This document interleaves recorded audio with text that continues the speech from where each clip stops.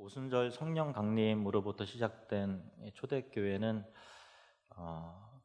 성도들은 사도들의 가르침을 받았고요.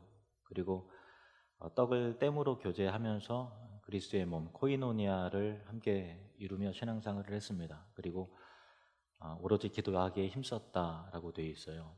그래서 그들은 그렇게 하나님 나라에 대한 말씀을 듣고 또 소망하고 기도하면서 그들의 공동체와 삶 가운데 실제로 하나님 나라의 그 거룩함과 그 권능이 임함은 것을 그들이 경험을 하였습니다. 그래서 그들의 공동체 가운데 놀라운 그 사랑과 기쁨의 은혜의 경험들이 이루어졌고, 또 여러 가지 변화들 가운데 또 지난주에 배웠던 유무상통의 역사, 자기 소유를 팔아서 없는 이들에게, 필요한 이들에게 나눠주는 그런 놀라운 일들이 일어났다는 것을 우리가 확인을 했습니다. 이 모든 변화는 그들이 바라보는 시선과 가치관이 소멸되는 이 세상에 있지 않고 영원하고 영광스러운 하나님 나라를 향한 시선이 있었기 때문에 가능했던 그런 변화였습니다. 삶의 변화, 행동의 변화는 그가 무엇을 바라보느냐에 따라서 달라집니다. 이 세상을 바라보면 이 세상 안에서의 삶의 방식밖에 추구할 수 없지만 소멸되지 않는 영원한 하나님 나라를 바라보면 이 땅에서 살지만 하나님 나라의 방식으로 살아가게 되는 것이죠. 그것이 천국의 누림이고, 또 천국을 누리는 사람들을 통해서 천국이 확장되어져 가는 그 교훈을 우리가 마음에 담아야 하는 것입니다. 초대교회에 나타난 역사 중에 또 한 가지 주목해야 될 부분은 하나님이 그들과 함께 하심의 증거가 하나님 나라의 권능과 영광이 드러나게 됐는데, 사도행전 2장 43절에 보시면 사람마다 두려워하는데 사도들로 말미암아 기사와 표적이 많이 나타나니, 이렇게 되어 있습니다. 사도들을 통해 많은 기사와 표적이 나타났다고 했는데, 우리가 읽은 이 본문 중에는 그중 하나가 소개가 되었는데, 나면서부터 걷지 못하는 자, 그러니까 안진뱅이가 성전 문 앞에서 구걸하는 삶을 사는데 베드로와 요한에 의해서 그가 고침을 받은 놀라운 기적이 여기 기록이 되어 있습니다. 이 사건은 사도행전에서 첫 번째로 기록된 기적인데요. 이 사도행전 첫 번째로 기록된 초대교회의 기적인데, 이 기적이 왜 특별히 중요하게 소개된 이유는 그것이 하나님 나라의 임함에, 하나님 나라의 권능과 영광의 큰 증거이기 때문에 그래요. 이사야 35장 5절에서 6절 말씀을 보시면요, 그때 맹인의 눈이 밝을 것이며 못 듣는 사람의 귀가 열릴 것이며 그때 저는 자는 사슴같이 뛸 것이며 말 못하는 자의 혀는 노래하리니 이는 광야에서 물이 솟겠고 사막에서 시내가 흐를 것임이니라. 아멘. 하나님 나라의 임함의 특징 가운데 여러 가지가 소개됐는데 그 중에 하나가 저는 자는 사슴같이 뛸 것이며, 이렇게 되어 있죠. 유대 사회에서 맹인과 저는 자는 불치병이기 때문에 하늘의 벌을 받은 자들로 취급이 되었습니다. 그리고 하나님께 외면받은 그런 사람들로 간주가 되었습니다. 그렇게 발을 저는 자가 고침을 받았다고 하는 것은 단순히 사도들을 통해서 기적이 나타났다라고 하는 어떤 표면적으로 보이는 것을 넘어서 그리스도의 복음 가운데 예수 그리스도께서 행하시는 권능이 예수님의 공생의 때뿐만 아니라 교회와 연장이 되어서 교회를 통해서도 그리스도의 권능이 여전히 역사하고 계시고 교회를 통해서 하나님 나라의 임함이 강력하게 증거된다라고 하는 그런 내용인 것이죠. 그래서 죄와 사망과 율법에 의해서 하늘의 온전한 예배의 축복에서 제외되었던 자들에게 하나님의 은혜가 열리고 있다는 것을 보여주는 중요한 사건인 것입니다. 우리 속담에 그림의 떡이라는 그런 말이 있지 않습니까? 무엇인가의 실체가 손에 닿을 정도로 가까이 있지만 결코 그것이 자기 것으로 삼을 수 없는 그런 상태의 것을 일컬어서 그림의 떡이라고 표현을 하는 말입니다. 예를 들면은 진열대에 아주 이게 먹음직스럽고 때깔이 좋은 그런 떡이 있다고 생각을 한번 해보겠습니다. 주머니에 돈이 있는 사람은 언제든지 그 돈으로 그 떡을 사서 먹을 수 있기 때문에 진열대에 있는 떡은 떡의 실체 그대로죠. 떡 그 자체예요. 언제든 내가 사 먹을 수 있으니까요. 그런데 주머니에 돈이 없어서 절대로 그 떡을 먹을 수 없는 사람은 그것이 그 실체 자체는 떡이지만 나에게는 그림의 떡에 불과한 것이죠. 나에게는 어떤 배고픔을 해결해 줄 수 있을 그런 것이 아니라 그냥 군침만 돌게 하는 그것 이상의 내용으로 나를 채워줄 만한 그것의 어떤 내용도 있지 않다라는 것입니다. 그것은 떡의 실체가 분명히 눈앞에 있음에도 그 떡을 그림의 떡으로 간주할 수밖에 없는 자신의 비참함을 스스로 확인하는 고통과 괴로움일 뿐입니다. 그 경우 당사자의 허기가 심하면 심할수록 또 그의 빈곤이 깊으면 깊을수록 괴로움과 절망은 더 가중되고 깊어지는 것이죠. 이런 관점에서 실제하는 떡을 그림의 떡으로 간주해야 하는 사람이라면 틀림없이 불쌍한 사람이죠. 오늘 본문에도 이와 같이 불쌍한 사람이 나옵니다. 1절 말씀을 보시겠습니다. 1절 함께 읽겠습니다. 시작. 제9시 기도 시간에 베드로와 요한이 성전에 올라갈새. 제9시란 오늘의 시간으로 오후 3시를 말하는 거예요. 그러니까 유대인의 시간에서 6을 더하면 우리가 이해하는 그런 시간이 계산이 되는 거예요. 그러니까 유대인들은 이제 오전 9시, 제3시죠. 오전 9시 그리고 또 정오 12시 그리고 오후 3시에 경건한 유대인들은 늘 그 규칙적인 기도 생활을 하루에 3번씩 기도 생활을 했어요. 학자들은 아마도 이게 다니엘이 하루에 3번 정기적으로 기도를 했기 때문에 그 전통에 따라서 유래된 그런 유대인의 전통으로 생각을 하고 있습니다. 베드로와 요한이 기도 시간에 맞추어 성전을 찾은 이유도 또 기도도 하고 그리고 또 그곳에 모인 많은 사람들에게 복음을 전하기 위한 이었을 것입니다. 2절 말씀을 보시겠습니다. 2절 말씀 시작. 나면서 못 걷게 된 이를 사람들이 메고 오니 이는 성전에 들어가는 사람들에게 구걸하기 위하여 날마다 미문이라는 성전문에 두는 자라. 그날 베드로와 요한은 예루살렘 성전의 문들 가운데 동쪽에 있는 니카노르라는 문을 이용을 했습니다.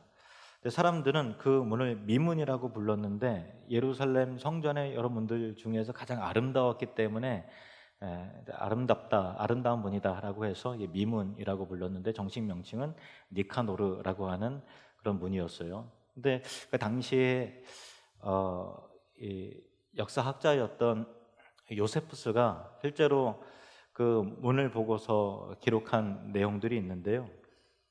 요세푸스의 기록에 의하면 그 문은 높이가 23m 정도 되는 아주 거대한 문이었고요.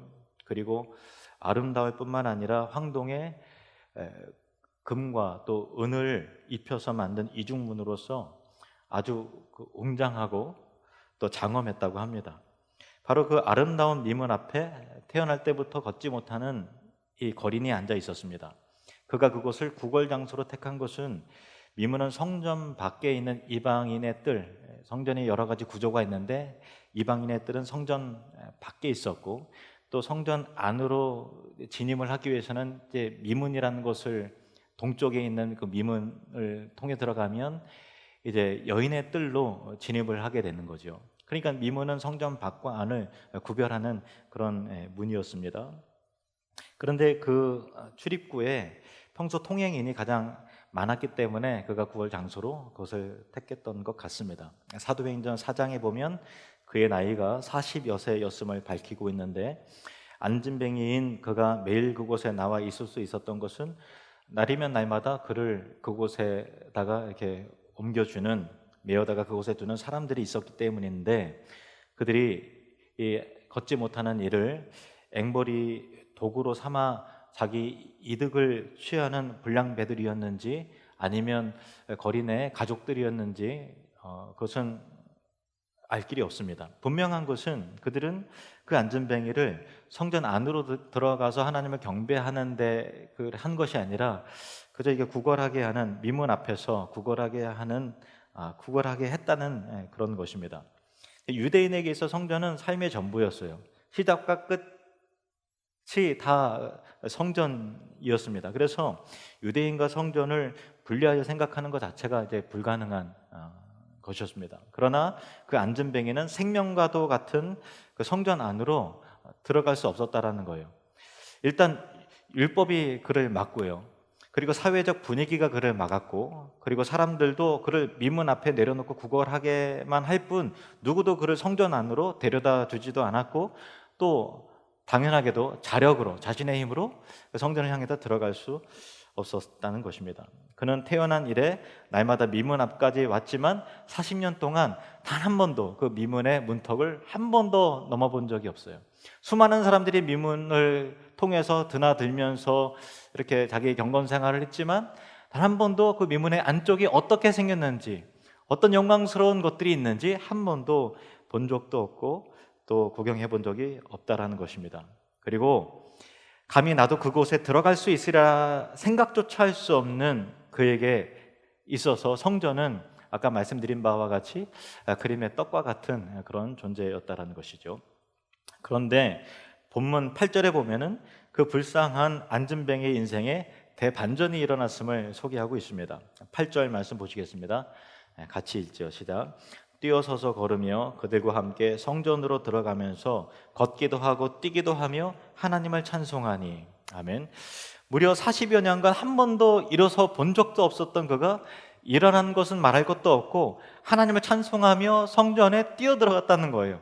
걷기도 하고 뛰기도 하면서 사도들과 함께 하나님을 찬양하면서 성전 안쪽으로 그렇게 들어갔다라는 거예요. 미문의 문턱을 넘어보지 못하던 그가 니카노로 미문 안으로 걷기도 하고 뛰어가며 들어갔다는 것입니다. 그림의 떡과 같았던 성전이 그에게 명실공히 성전이 된 것입니다. 그에게 어떻게 이런 일이 일어날 수 있었던 것일까요? 6절, 7절 말씀을 보시겠습니다. 시작. 베드로가 이르되 은과 금은 내게 없거니와 내게 있는 이것을 내게 주노니 나사렛 예수 그리스도의 이름으로 일어나 걸으라 하고 오른손을 잡아 일으키니 발과 발목이 곧 힘을 얻고. 아멘. 베드로가 예수 그리스도의 이름으로 그를 치유해 주었기 때문입니다. 아니, 더 정확하게 이야기하면 예수님께서 베드로를 도구 삼아서 그의 생명과 능력과 은혜로 그의 손을 잡아서 주께서 친히 일으켜 세워주셨기 때문이었다는 것입니다. 따라서 그가 미문을 지나서 성전 안으로 들어갔다는 것은 단순히 그가 미문을 통과하여 또 성전이나 건축물에 그렇게 물리적인 의미에서의 진입을 했다는 말이 아니라 예수 그리스도 안에서 그의 인생길에 아름다운 미문이 새롭게 열리고 그의 인생 자체가 거룩한 성전으로서 회복이 되었다는 것을 의미하는 것입니다. 우리도 사실 걸을 수가 없어서 스스로의 힘으로 거룩한 성전에 도저히 진입할 수 없는 그런 자들이었습니다. 죄에 의해 하나님의 축복에서 배제가 되었고 쫓겨난 자들과 같습니다. 우리의 시선은 영원한 것을 감히 둘 수도 없어서 이 세상에 그저 먹고 사는 것, 이 세상의 가치가 전부인 것 마냥 그냥 은과 금에 대한 눈에 보이는 것만 추구하면서 살아갔던 그런 사람들이었죠. 세상에 먹고 사는 문제에 우리의 시선이 고정되어 있었다는 것입니다. 우리에게 있어서 영생이란, 천국이란 그림의 떡과 같은 것 아니었습니까? 그러나 우리에게 예수 그리스도의 복음이 임하였습니다. 그리스도의 복음이 임한 자의 축복은 이와 같을 것이라고 미가 선지자를 통해서 말씀하신 부분이 있습니다. 우리 미가서 4장 6절에서 7절 말씀을 우리 같이 읽어보시겠습니다. 미가서 4장 6절 7절 말씀입니다. 시작. 여호와께서 말씀하시되 그날에는 내가 저는 자를 모으며 쫓겨난 자와 내가 환난 받게 한 자를 모아 발을 저는 자는 남은 백성이 되게 하며 멀리 쫓겨났던 자들이 강한 나라가 되게 하고 나 여호와가 시온 산에서 이제부터 영원까지 그들을 다스리라 하셨나니. 아멘. 미가서에서 예언된 쫓겨난 자와 또 환난 당한 자 또 저는 자는 1차적으로 멸망하는 이스라엘 백성들을 의미하는 거예요. 그러나 더 넓게는 하나님 앞에서 쫓겨난 모든 이방인들과 모든 죄인들을 의미하는 것입니다. 그날에 저는 자, 쫓겨난 자가, 에덴에서 쫓겨난 모든 죄인들이, 하나님의 은혜와 축복의 자리에서 쫓겨났던 모든 죄인들이 다시 회복되고 돌아오게 되며, 또 하나님의 진노와 심판을 받을 수밖에 없던 자들이 은혜 안으로, 하나님 나라 안으로 들어오게 되리라 라고 하는 그런 놀라운 예언의 말씀이 이 미문에 앉아있는 한 거린의 회복을 통해서, 예수 그리스도께서 성령 안에서 교회를 통해서 이와 같이 하나님 나라의 실체가 우리 가운데 이루어졌다는 것을 강력하게 증거하는 핵심적인 사건으로 그렇게 소개가 되어 있다는 것입니다. 성전 미문 앞 안전뱅이에게 일어난 역사처럼 우리 또한 나사렛 예수 그리스도의 이름으로 일어나 걸으라 하고 오른손을 잡아 일으켜 발과 발목이 힘을 얻어서 영원한 하나님 나라와 그리스도의 성전 안에 들어갈 힘을 공급받은 자들이 된 것이 바로 우리 안에 일어난, 여러분 안에 일어난, 그리고 여러분의 가정 안에 일어난 놀라운 스토리라는 것입니다. 에베소서 2장 1절에서 7절 말씀을 제가 읽겠습니다. 오늘 말씀을 생각하시면서 이 의미를 생각하셨으면 좋겠어요. 그는 허물과 죄로 죽었던 너희를 살리셨도다. 그때 너희는 그 가운데에서 행하여 이 세상 풍조를 따르고 공중의 권세 잡은 자를 따랐으니 곧 지금 불순종의 아들들 가운데서 역사하는 영이라. 전에는 우리도 다 그 가운데서 우리 육체의 욕심을 따라 지내며 육체와 마음에 원하는 것을 하여 다른 이들과 같이 본질상 진노의 자녀이었더니 긍휼이 풍성하신 하나님이 우리를 사랑하신 그 큰 사랑을 인하여 허물로 죽은 우리를 그리스도와 함께 살리셨고 너희는 은혜로 구원을 받은 것이라. 또 함께 일으키사 그리스도 예수 안에서 함께 하늘에 앉히시니 이는 그리스도 예수 안에서 우리에게 자비하심으로써 그 은혜의 지극히 풍성함을 오는 여러 세대에 나타내려 하심이라. 할렐루야, 아멘. 저는 성전 미문에 그 앞에 걷지 못하는 자가 걷게 되어서 사도들과 함께 미문으로 들어가면서 나서 그냥 산 아래로 성전 밖으로 그냥 가족들에게 집으로 간 것이 아니라 그 미문 앞에서 한 번도 들어가지 못했던 미문을 향해서 걷기도 하면서 뛰기도 하면서 하나님을 찬미하면서 들어갔던 그 모습이 종말론적인 의미에서의 우리가 새 예루살렘 성에 들어가고 하나님 나라의 도성에 들어가는 우리 저와 여러분의 그런 하나님 나라에 진입하는 그런 모습인 것 같다, 그런 생각을 하게 됩니다. 예수 그리스도의 이름을 믿는 자들은 누구나 다 예외 없이 하나님이 계신 거룩한 성전에 반드시 들어가게 될 것입니다. 그날에 사도들과 함께 들어갈 것이며 거룩한 믿음의 성도들과 함께 기뻐하며 찬송하며 걷기도 하고 뛰기도 하면서 주께서 계신 곳으로 들어가게 될 것입니다. 예수 믿는 자들에게는 영원한 하나님의 나라가, 영생과 영원한 복락이 절대로 그림의 떡이 아니라 분명히 그리스도의 보혈에 의해서 약속되고 보장된 실체라는 것을 저와 여러분이 믿으시길 바랍니다. 미가서 4장 6절 7절 말씀을 제가 마지막으로 읽고 말씀을 맺도록 하겠습니다. 여호와께서 말씀하시되 그날에는 내가 저는 자를 모으며 쫓겨난 자와 내가 환난 받게 한 자를 모아 발을 저는 자는 남은 백성이 되게 하며 멀리 쫓겨났던 자들이 강한 나라가 되게 하고 나 여호와가 시온 산에서 이제부터 영원까지 그들을 다스리리라 하셨나니. 아멘. 기도하시겠습니다.